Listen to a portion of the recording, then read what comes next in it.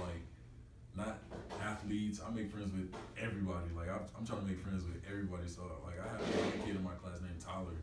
Like we always talking. Like he always like, hey man, I'm from Seattle and things like that. Like I just feel like we're all equal. Like I just want to talk to him and show, and then we're showing everyone around us that's around us, white, black. Like bro, you can be friends with everybody. Like anybody can be friends. You can love each other in different ways. Everything. So that's how I touch the campus and everything. Like I just go up and fist bump everybody. Like hey, how you doing? How's your day? How you doing? Boo. Like I don't sugarcoat anything. I'm just how are you doing? How you doing? Like that's just it. Like I take them under my wing. Like it's just for me, how I feel like I make the biggest change is three things. Before I say this statement, I want to put out this. I think that sometimes in this cause, sometimes I heard some teammates of mine, white teammates, say that they feel attacked.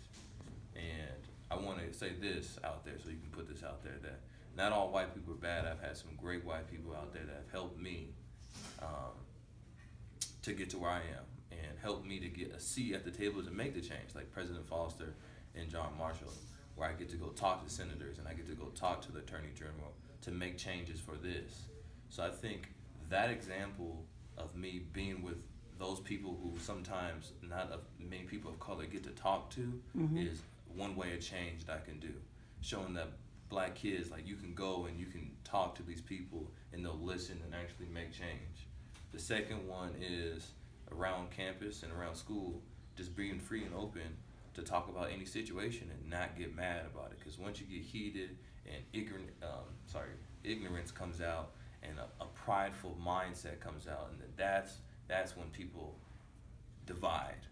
But once you stay humble and then you really get to understand the other person, and that's black people understanding the white people side too.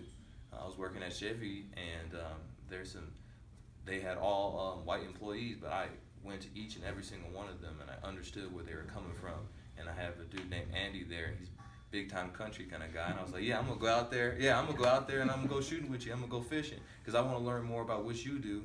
And then he learned more about me. And then we talked about these certain things when George Floyd was going on. He's like, you know what? You're a cool dude, man.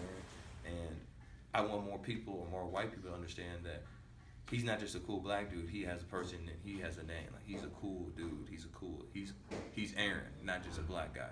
So that's another example. And then the third is just loving each other. If you see somebody that's struggling, just go over there and help them. And sometimes if you gotta be hard and critical and go over there and be like, hey, you're doing stuff wrong. This is not how we're taught as younger kids. We want to rewrite history, but it's kind of going back on that as to saying we're making history but for the wrong reasons. It's almost speaking on the level of education of everybody as to how ignorant people can be.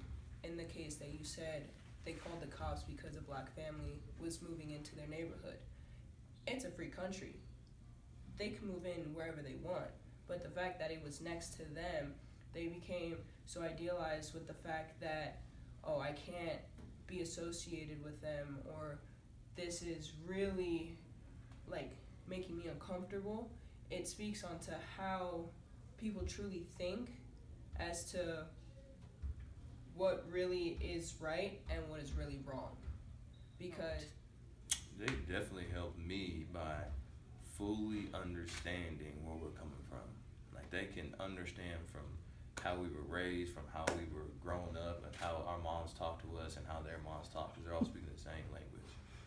So the understanding part is enormous. And I think the second part is how you were saying who has your back. We really know who has our backs now. Like we know that Coach Tremaine is gonna run through a wall for us. It's gonna back us down, and if anything happens, he's gonna go head first.